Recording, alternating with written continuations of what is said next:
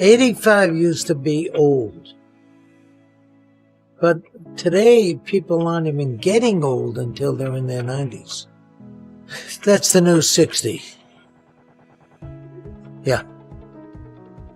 Some really 60.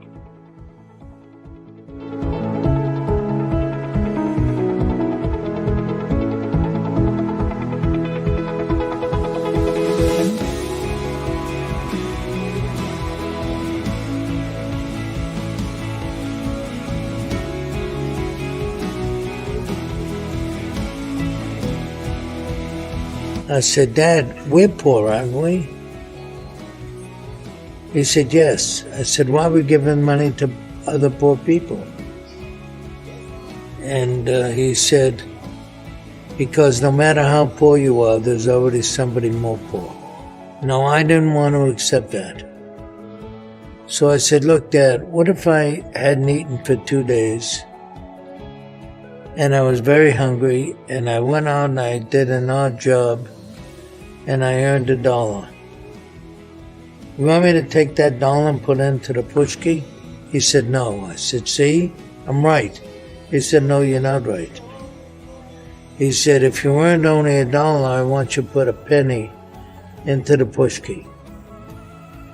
I said, why? What good is a penny? He said, to the man who didn't eat for a week, that penny means a lot more to him than the 99 cents meant to you where you didn't eat for only 2 days.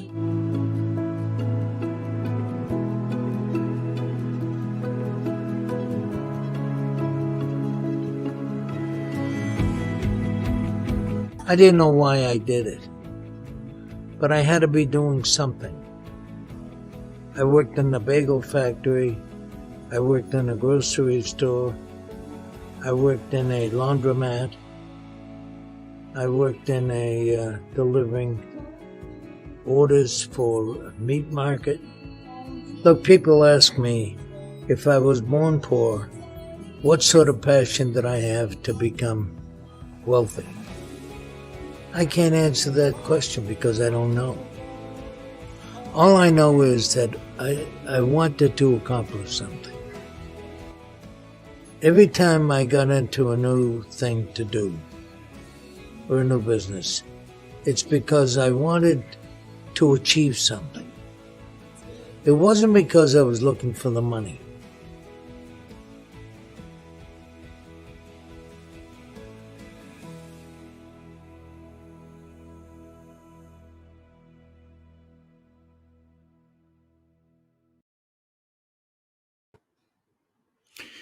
קהל נכבד, ערב טוב ושלום רב לכם, dear community members. We gather today for the Shloshim of Sheldon G. Adelson, Shalom Gedalia, a man of vision, action, and the greatest Jewish philanthropist of our time. Together with his wife, Dr. Miriam Adelson, he redefined giving, humility, and the love of Israel. Sheldon Gary Adelson was born on August 4th, 1933, and grew up in the Dorchester neighborhood of Boston, the son of Sarah and Arthur Adelson. Coming from a poor family, Sheldon turned to be one of the greatest entrepreneurial stories the world has ever known. He also became one of the greatest leaders of giving to the other. This past Sunday, Sheldon's tombstone was revealed in Mount of Olives, Be'ar HaZeitim, Yerushalayim, Jerusalem, the city he loved and cherished so very much. So tonight, at this time, we would like to thank all the organizers that helped us in the making of this event a reality. And of course, to many community members that join us both from Israel and the United States, the two countries Sheldon Adelson loved and believed so strongly in their interconnected faith and future. One of Sheldon's famous quotes is, "There is no more noble gesture than to be the mason that mixes the cement that connects the generation of Jews, one generation to the other." So we decided to dedicate this Shloshim community memorial to the topic Midor Ledor, Jewish continuity, passing the torch to young generation.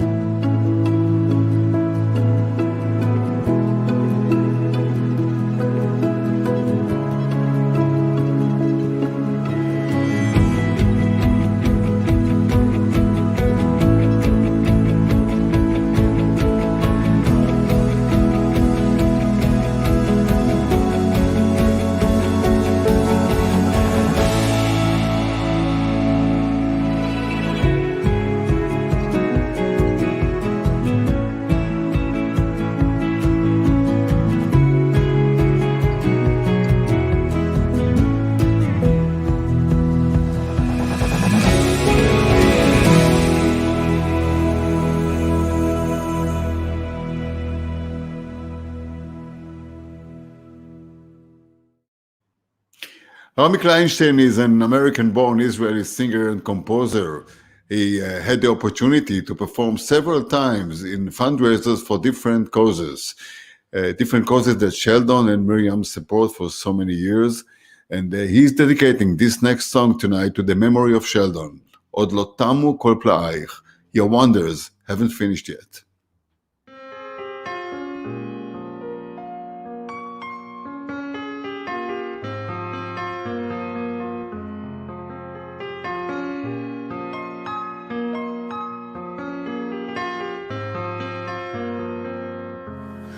ארצנו הקטנטונת, ארצנו היפה, מולדת בלי כותונת, מולדת יחפה. קבליני ישירייך, קלה יפהפייה, פתחי לי שערייך, אבוא במודיע, בצל עצי החורש, הרחק מאור חמה, יחדיו נקה פה שורש, אל לב האדמה, אל מעיינות הזוהר, אל בארות התור, מולדת ללא תואר, וצועני יתום. עוד לא תמו כל פלאים, עוד הזמר לא שר, עוד ליבי מכה עם לעים, ולוחש לו בלט, התליית החג, התליית אמובה, התליית המעט, המעט שנותר.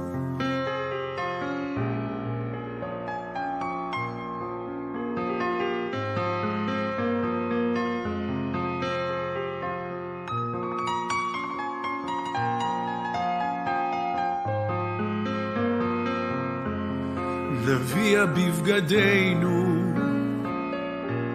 את ריח הכפרים, בפעמון ליבנו יכו עדרים, ישנה דממה רוגה וקרן אור יפה, ולאורה נפסע ברגל יחפה. עוד לא תמו כל פלאים, עוד הזמר לא שר, עוד ליבי מכה עם לעים ולוחש לו בלם. התליית החג, התליית אמובה, התליית המעט, המעט שנותר. עוד לא תמו כל פלאים, עוד הזמר לא שר, עוד ליבי מכה עם לעים ולוחש לו בלם. התליית החט, התליית אמובה, התליית המעט, המעט שנותר. התליית המעט, המעט שנותר.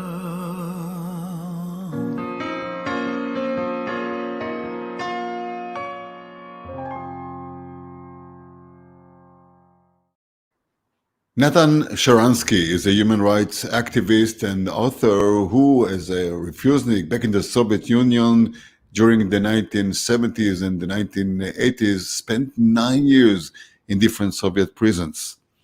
He served as chair of the executive of the Jewish Agency, and he is a close friend of the Edelson family. When I met Sheldon about 32 years ago, he told me about his father, about how his father wanted to come to Israel, to Palestine, but couldn't afford it.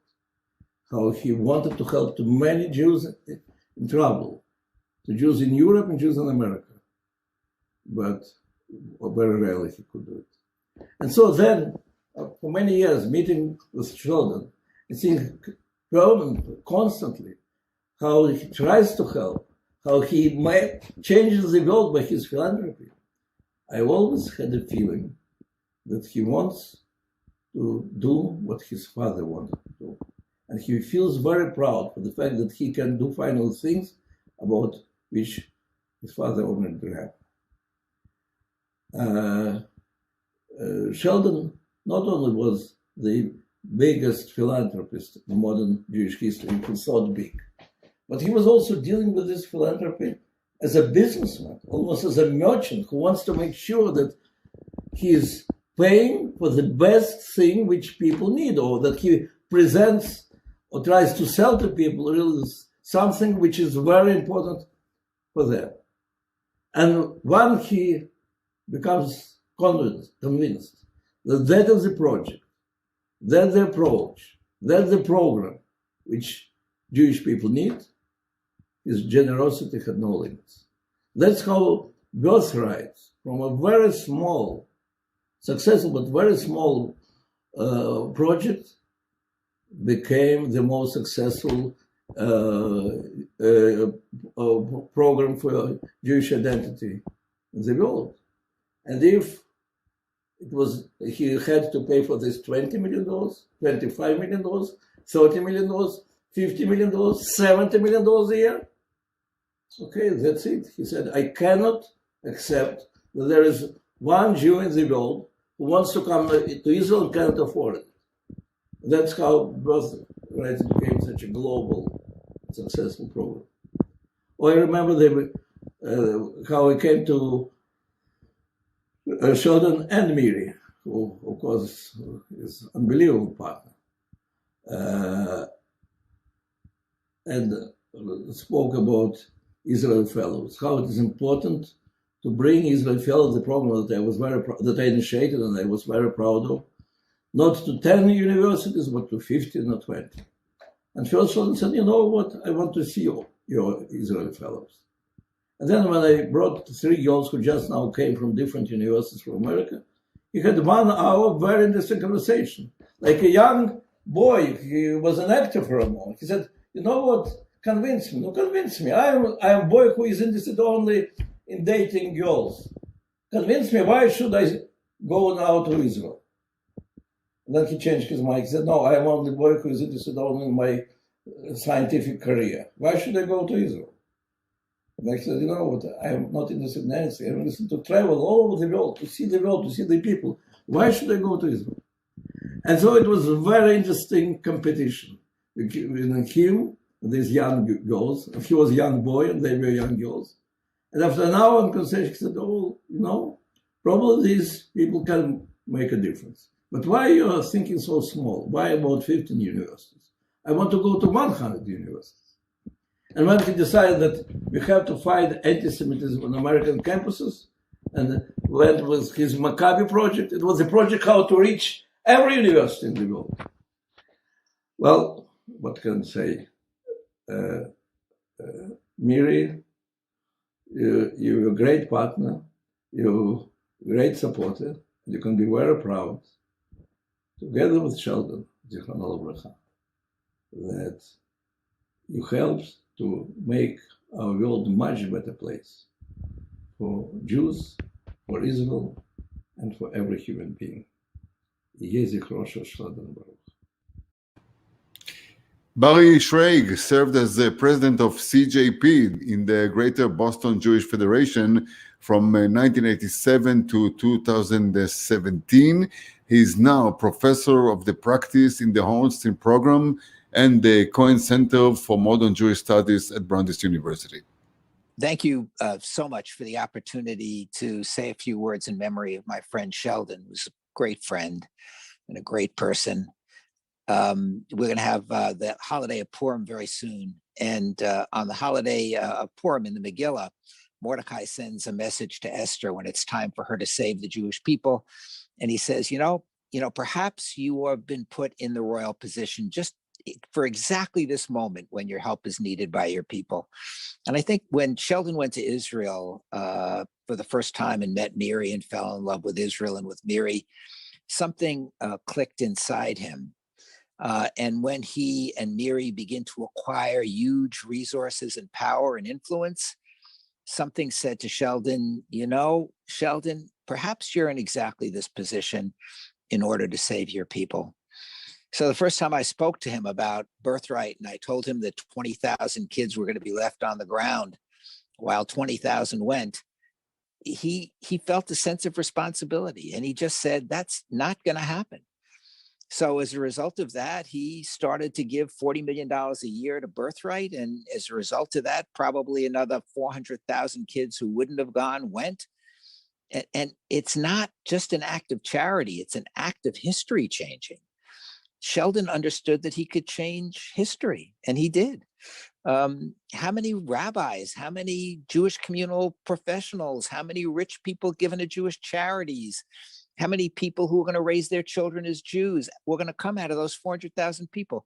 It's an infinite number of ripples in that pond that Sheldon has changed lives. And this is more than half of a generation. So he changed the fate of a generation of Jews. And then when it became clear to him that he could actually have a major role in politics, people have all kinds of ideas about what Sheldon was up to. He was only up to one thing. All of his political support had one goal, which was to safeguard the state of Israel. And I think you can say that there were many hands that took part in assuring that these new countries would actually become friendly with Israel, that these countries could have normal relations with Israel. I think Sheldon had an enormous impact on the president and on pushing forward for this idea that Israel could be at peace with its neighbors. So now, when 4 more Arab countries are at peace with Israel, this would never have happened any other way. This is because Sheldon took responsibility for his people. And indeed, I think God saw to it that Sheldon and Miri would be in the royal position to be able to, a lot of people have a chance. Not that many people take advantage of it. Sheldon changed the future for the Jewish people. That's his legacy, not individual acts of charity, but having a big idea about what it means to be a Jew at a time of danger for the Jewish people and opportunity for a person who wants to make a difference. That's Sheldon Adelson. Rabbi Israel Meir Lau served as the chairman of Yad Vashem in Jerusalem and the chief rabbi of the State of Israel. Rabbi Lau is a close friend of the Edison family and has been the one to conduct the marriage ceremony of Sheldon and Miriam. Ladies and gentlemen and friends, I have met Sheldon Adelson, that his memory be blessed, first time around 30 years ago, and last time exactly a year ago. Both meetings were on different occasions, different at all, both in Yerushalayim. Around 30 years ago, I was privileged to officiate the wedding of Sheldon, Shalom Gedalia, his Hebrew name, Sheldon Jerry, and Miri, Dr. Miriam Adelson. The wedding took place in Yerushalayim, and this was the first time we have met.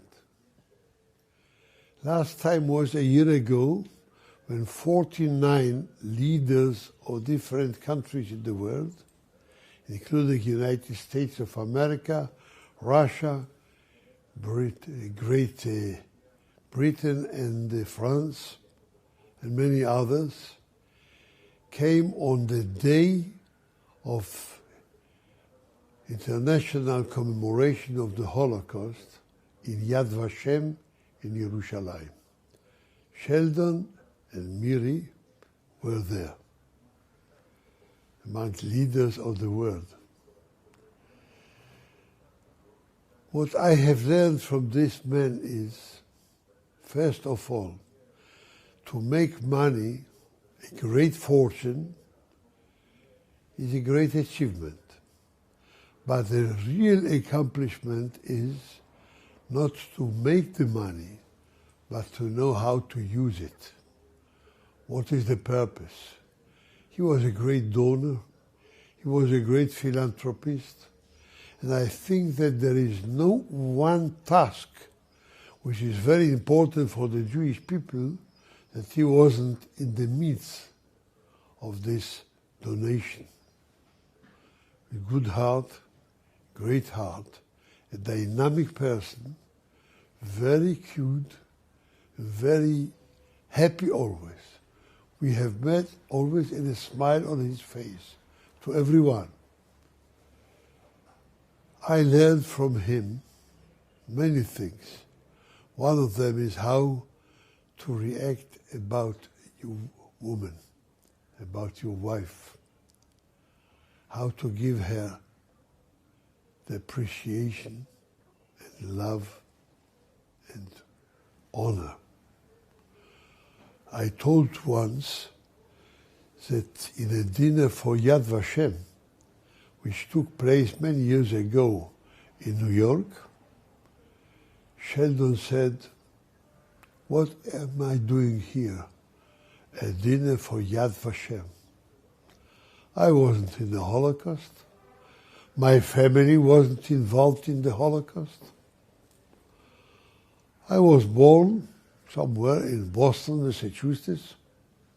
As a child, I sold newspapers daily morning, freezing. This was my first job. So I have nothing to do with Yad Vashem or in the Holocaust memory. But I'm here because of Miri, my wife. Her parents survived Holocaust. Her parents came from Europe, and I'm here for her. This is a lesson of behavior. And he told it so proudly, so happily. And for us, it was a lesson of behavior.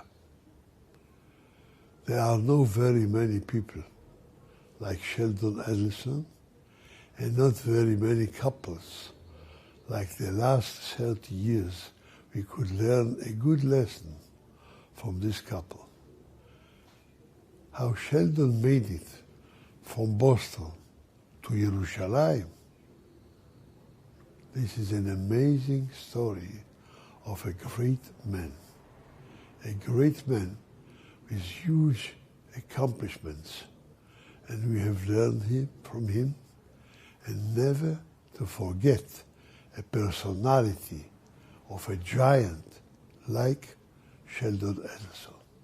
Let his memory be blessed for eternity. Beyond their great business and philanthropic achievements, Sheldon and Miriam were always known for the great love to each other. They were inseparable, and the power couple has always been a source of inspiration to true meaning of love and strong relationships. All the good things you would like to have in a wife. And you made a list. And then you met Mary. And you say, how do all this list compare with her? Every item would be covered. Shalom, dear friends. In the name of the entire Adelson family, thank you for this tribute to our beloved Sheldon. We miss him terribly. His loss is unbearable. But we are comforted by the knowledge that there are so many good people like you mourning Sheldon with us and honoring his legacy. In פרקי אבות we are told, על 3 דברים העולם עומד, על תורה, על עבודה ועל גמילות חסדים.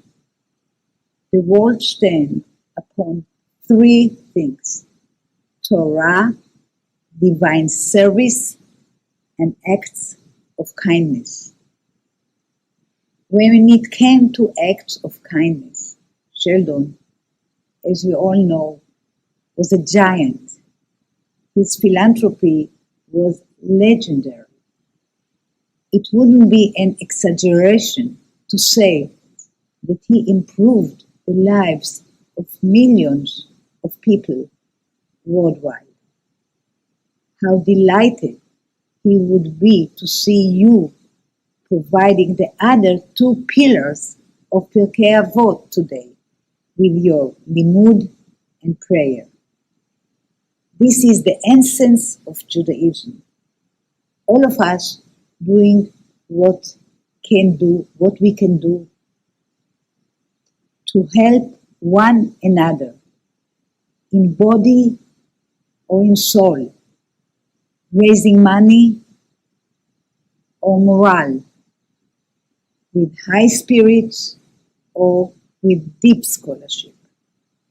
Because we Jews do not dwell on that. Quite the opposite. ספר דברים tells us, החיים והמוות נתתי לפניך, הברכה והקללה, ובחרת בחיים. I've set before you life and death, the blessing and the curse. Therefore, choose life. Sheldon lived life to the full as a choice with drive and passion and commitment. That is what he would want all of us to do. That is what all of you are doing right now. That is Sheldon's blessing, the blessing of his legacy, the blessing of his memory. So carry on. May God be with you now and always. And just as Sheldon is in your thoughts and hearts, know that you are in ours with profound and eternal gratitude. Thank you. Kaddish Yamru Abanim. Adam and Matan Adelson, Sheldon's sons, will be saying the prayer of Kaddish. יתגדל ויתקדש שמי רבה. וארבע וגבעת חירותה והמליך וחותם בחייכון וביומכון ובחיי ככל בית ישראל וירא לנו בזמן קריב ואמרו אמן. יהא שמי רבה מבורך לעולם ולעולמי עלמיה יתברך וישתבח ויתפאר ויתרומם ויתנשא ויתהדר ויתהלל ויתהלל שמי לקודשה בריחו. אלא מכל ברכתה ושירתה ותושבחתה ונחמתה דאמירן בעלמה ואמרו אמן. אמן. ויש שלום הרבה מן שמיה וחיים עלינו ועל כל ישראל ואמרו אמן. אמן. עושה שלום ממרומיו ועושה שלום עלינו ועל כל ישראל ואמרו אמן. אמן. Idan Reichel is a leading Israeli singer, songwriter, and a musician. Last year, Reichel was privileged to be chosen to light the torch of Independence Day. He asked to dedicate tonight this song in the memory of Sheldon, Mi Ma'amakim, from Deep Under.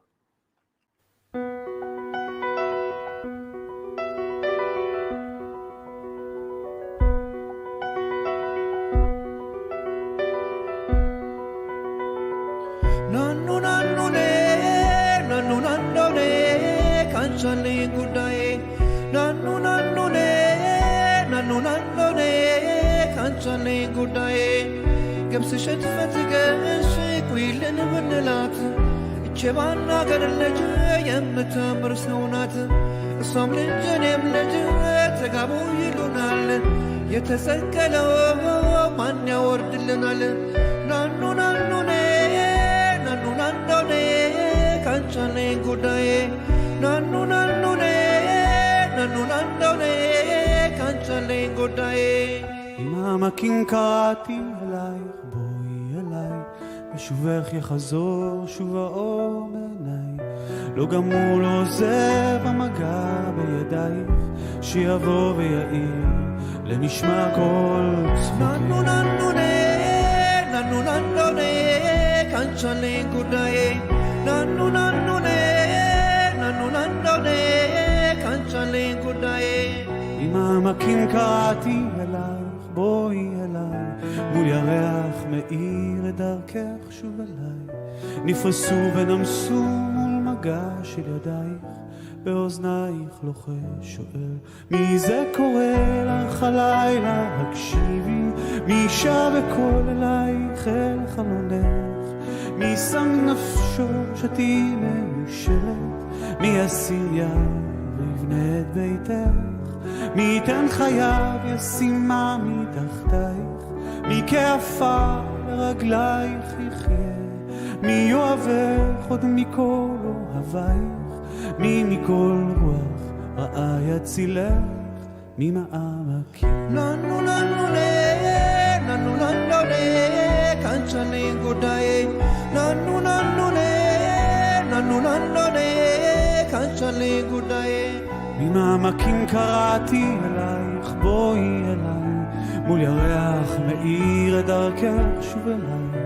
נפרסו ונמסו מול המגע של ידייך, באוזנייך לוחש שואל, מי זה קורא לך הלילה, הקשיבי, מי שב בקול אלייך אל חלונך.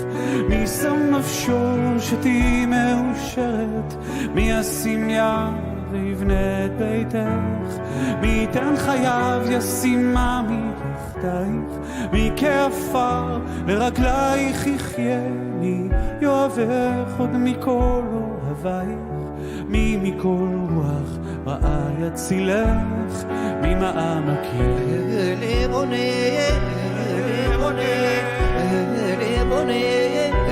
ليبوني يعني ما ليبو أتدبكي ليبوني ديدك تقابي هني ناتراكيني ليبوني مسرق وانتبه موقع ولو ليبوني آخر كرش نجي نيتشن ولو ليبوني ليبو ليبو سلشات كفي ماجي ليبوني آخر كرش نجي نين أسلم مجي ليبوني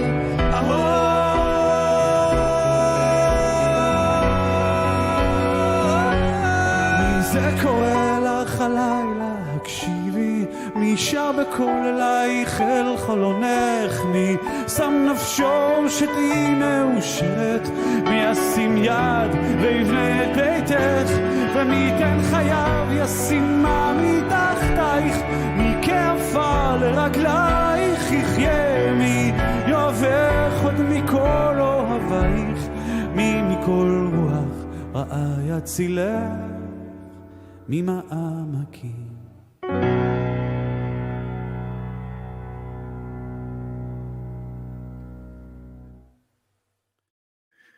Sheldon Adelson dedicated his life to Jewish continuity and a strong connection of the young generation to Israel. Limud, communal learning, is an important Jewish tradition as part of the Shloshim. So now we would like to hold a short communal Limud session led by ISC Gvanim facilitators. We will be back right after the next session. So at this time, we're happy to welcome David Hager, Anat Katzir, and Dr. Yakir Englander. Erev Tov, Shalom Shloshtechem. Shalom, good evening, everyone. It's such a gift to be in this event and to study together on the subject of Midor Ledor, from generation to generation. And before we'll start learning the sources, I think that I want to introduce our Chavruta tonight. We have David Hager, you're a businessman and philanthropist. We have Anat Katzir, an educator and ISIG Gvanim facilitator and rabbinate student. And I think that when we speak about Midor Ledor, there is a feeling sometimes that it's like a one-time act, right? That we pass the Torah, we pass the ethics of the Jewish ethics one time. However, I think that Midor Ledor is also a verb, is something that you do continually, day by day, hour by hour. And there are two questions that I want to raise tonight with you and to think about them. The first question is what we want to pass, right? What are the values? What are the musar? What are the stories, the smells that we want to pass from generation to generation? And for the listeners at home, I want to invite you to think about what do you take with you from the generation of your parents, of your grandparents, right? And the second question that we are going to speak about is not only what we want to pass, but also how to pass it. So I want to start, and in order to start, I want to invite you, Anat, if you can please read for us from one verse from the book of Mishlei, the book of Proverbs. Proverbs 22:6.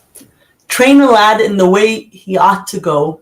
He will not swerve from it, even in old age. Thank you so much. David, how do you understand this verse? Chanoch lanar al pi darko. The way that I explain this pasuk,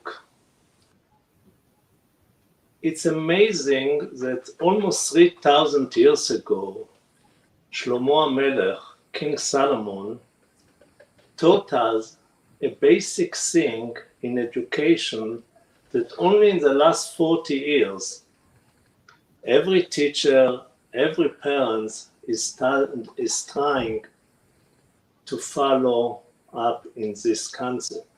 And the concept is very simple.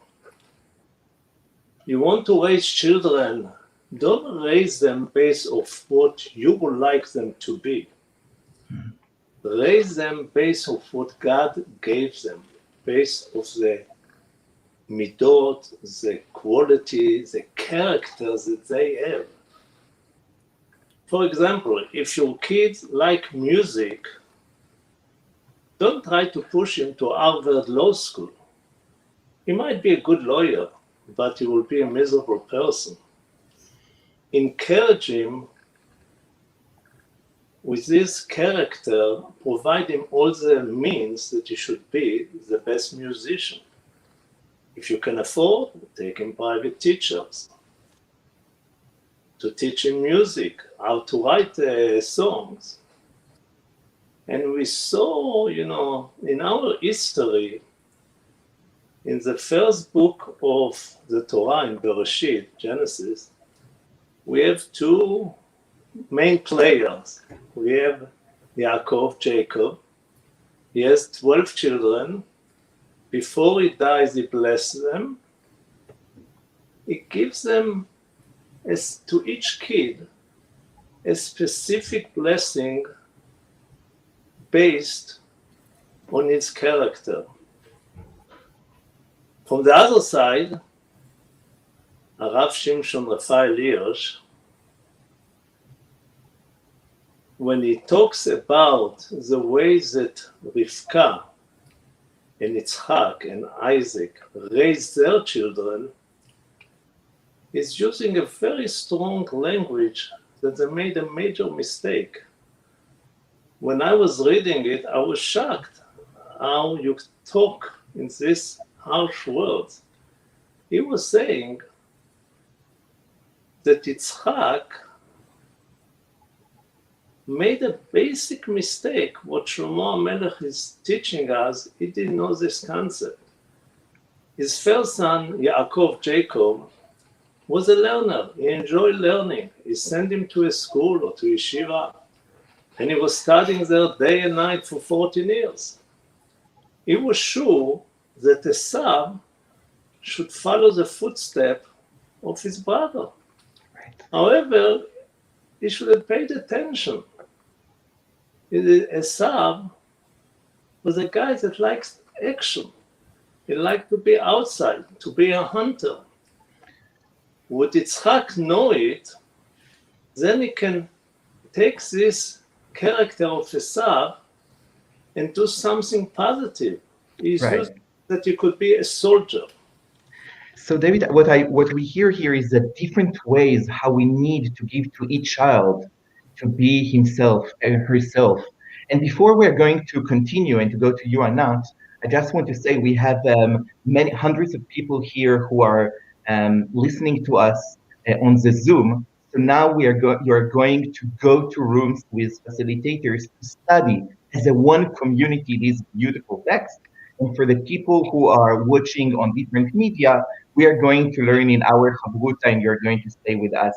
So David, thank you for this very sensitive differentiation, right, between the two children. Anat, how do you see this verse of Chanoch Lanav? I think this verse, first of all, opens up an idea that there are so many different paths.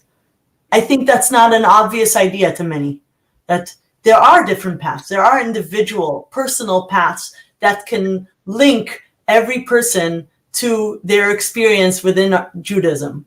I think for me, it took a while to find my path. Growing up in a secular home, it didn't feel like my path for Judaism. And seeing the Orthodox community that was in my street, that also didn't feel like my path, but something in each of them felt like it could show me the path.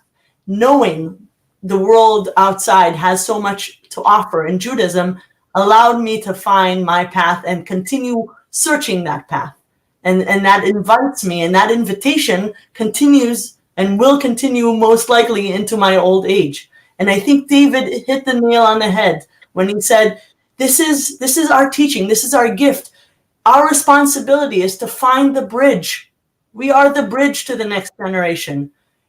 We, in not so long from now, there's another holiday in the way, but for Pesach, we say, don't just teach the story of Pesach, but have everyone experience it as if they were there.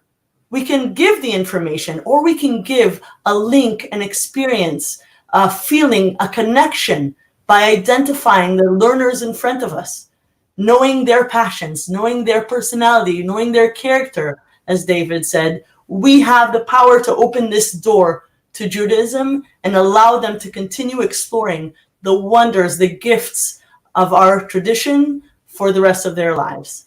I love that in this verse, we have the end of this verse says, Gam ki ezkin lo yasur mimena.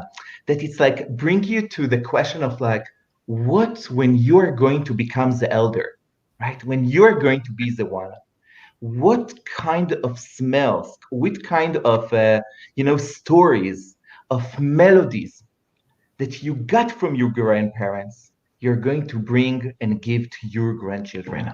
So I want to continue, and I want to tell you a story, a very famous Hasidic story. And because it's a little bit long, so let's not read it, I will tell it to you, because there is something about stories that we tell, right? There is a beautiful Hasidic, a mystical Jewish story about the founder of the Hasidic movement. His name was Rabbi Israel. And there is a story that when the Jewish community needed a miracle, he would go to the forest. And in the forest, he knew a specific place. And he would sit there, make a fire, a holy fire. And he will make his Kabbalah, ideas and prayers, and the miracle happened. However, the next generation, his student, the Magid, when he needed a miracle, he also would go to the forest. He also will go to the same place. However, he didn't know how to make the holy fire. He would pray and the miracle happened. The next generation, and we soon will end, the next generation, we have a new student, Rebbe from Sassov. He also needed a miracle, but he was living not in Ukraine, he was living in Poland. So there was no forest, but he knew the prayer and he would pray and it would happen. And then come the fourth generation. No forest, no secret place, no fire, and not even a prayer. But the rabbi from Ruzhin, the fourth rabbi, he would tell the story and still the miracle would happen. From generation to generation. David, you grow up with this, in these stories in the Hasidic community, many stories. What do you take from that? What do I take from it? By the way, I'm great-grandchild of the Moshe Lev Misasov. That really, God counts what your intention. Rabbi Israel Meruzhin did not have any tools that a Baal Shem Tov had, or the Moshe Lev Misasov. But he knew the story. And what was the common in this story? How can I save another person? And for God, it's enough. And next week is Purim. The thing about Judaism is that so many things are based off stories. And I once heard Golda Meir, a journalist, ask her, do you know that you are the first prime minister, a woman prime minister in the Western world? Do you know what she answered? It's not true. Esther was the first one.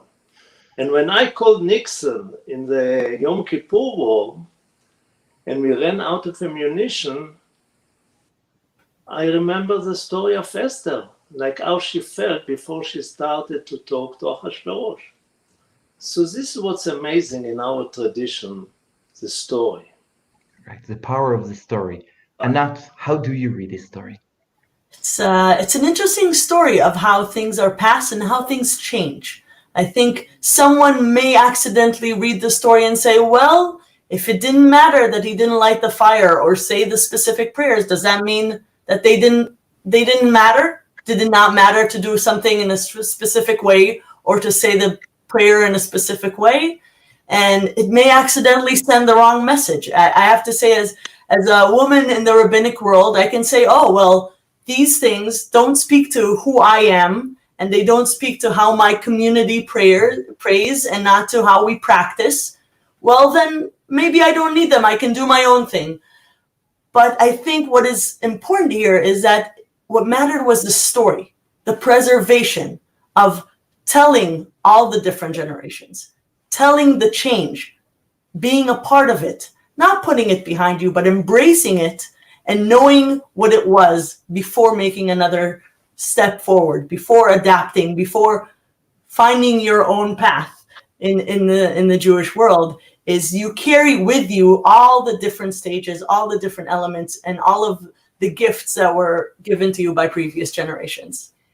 You know, I also love that when we think about how to shift from generation to generation knowledge, you know, in a few days we're going to celebrate the 7th of Adar, which is a memorial day for Moshe Rabbeinu. And there is something so beautiful about maybe the most important Jewish leader, that we don't know where he was buried. Moshe kibel Torah Sinai, he got the Torah from Sinai, but he gave it not to his children. He gave it to his students.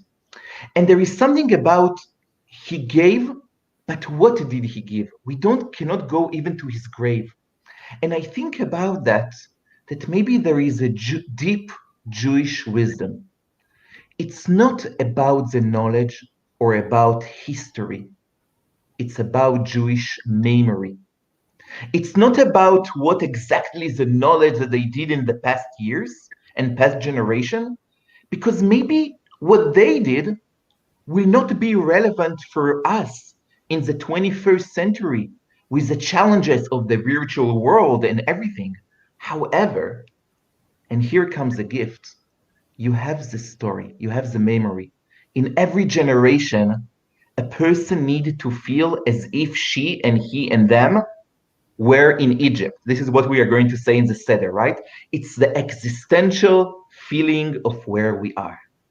So I want to take us to the next step, maybe the last step for tonight. And I want to share with us as a chavruta and with our audience, a beautiful Israeli poet. His name was Yehuda Amichai. Yehuda Amichai is one of the most genius because he had this sensitivity not to divide between secular, Orthodox, whatever you are. He was Jewish. He was an Israeli. And he has a beautiful poem where he describes how his father gave him the heritage as if they are on the Mount of Sinai, but a little bit different. And I want please to read for us, and I want to invite each listener and to you that when you are listening, choose a line. Which line from this poem speaks to your heart? So let's see the beautiful poem by Yehuda Amichai. And the poem goes like that. My father was God and didn't know it. He gave me the 10 commandments, neither in thunder nor in fury, neither in fire nor in cloud, but in gentleness and in love. He added caresses and added kind words, adding, I beg you and please. He sang keep and remember in a single melody, and he pleaded and cried quietly between one commandment and the next. Do not take your God's name in vain. Don't take it, not in vain. I beg you. Do not bear false witnesses against your neighbor. He hugged me tightly and whispered in my ear, do not steal, do not commit adultery, do not murder. And he put the palms of his open hands on my head in the Yom Kippur blessing. Honor, love, in order that your days might be long on the earth. And my father's voice was white like the hair on his head. Later, he turned his face to me one last time, like on the day he died in my arms and said, I want to add 2 to the 10 commandments. The 11th commandment, do not change. And the 12th commandment, you must surely change. So said my father, and then he turned from me and went off, disappearing into his strange distance. And when I read this incredible poem by Yehuda Amichai, I think that it touched us on this sensitivity thing. First of all, when you give a tradition, you need to give it with caressing, with gentleness, with a tender voice. And second, I love his 2 additional, right? Dibrot. Do not change, but change. This tension between the 2. Which kind of line touch you that you take yourself from Yehuda Amichai? For me, I think this idea that the 12th commandment is interesting in Hebrew because it uses 2 words, hishtane, tishtane. In the English, it's you shall surely change. But in the English, it says you will change, or change and you will change. One is sort of a plea, an ask. I want you to change. I ask you to change. Change is needed. And the second part says, I also acknowledge that whether I want to or not, you will change things. Things will look different for your generation. Every parent knows this. Every grandparent knows this. That generations you can pass down, even things that you thought you passed down exactly in the way that you wanted, somehow play out differently. Somehow are changed in the personality, in the character, and in the surrounding world of the next generations. And there's a peace in that statement of both asking and acknowledging. David, since we still have only 1 more minute, what do you take from your grandparents and parents that you want to give to the next generation as a community? A lot of things. We can. But we have 60 seconds. Yeah. It just the good deeds that they did, and now it affects the society where they live. And there were more givers than takers. And they paid attention to the real things, not to materialistic things. And they were big givers. Did a lot of chesed. And this is what we are trying to do. And hopefully our children are watching us. And when we will be history, they will do the same. So from door to door, from generation to generation, and as we tell the Purim story, and soon also the Passover story, we will give the heritage by the gentleness and tenderness of our beloved Jewish tradition. Toda Rabba. תודה רבה, ערב טוב. ערב טוב. תודה רבה לכם, דוד, ענת, יקיר, היה מאוד מעניין, was extremely interesting. Thank you to the 3 of you. And we shall conclude. Thank you everybody. תודה רבה for joining us in honoring Sheldon Adelson. We would like to conclude by saying that maybe each and every one of us has the great responsibility to keeping Sheldon's memory by continuing his vision. This is how we keep his legacy. יהי זכרו ברוך. לילה טוב. I don't worry about things that I can't, that unless worrying about it provides a solution. Worrying about something, I don't worry about things, because whatever happens, happens.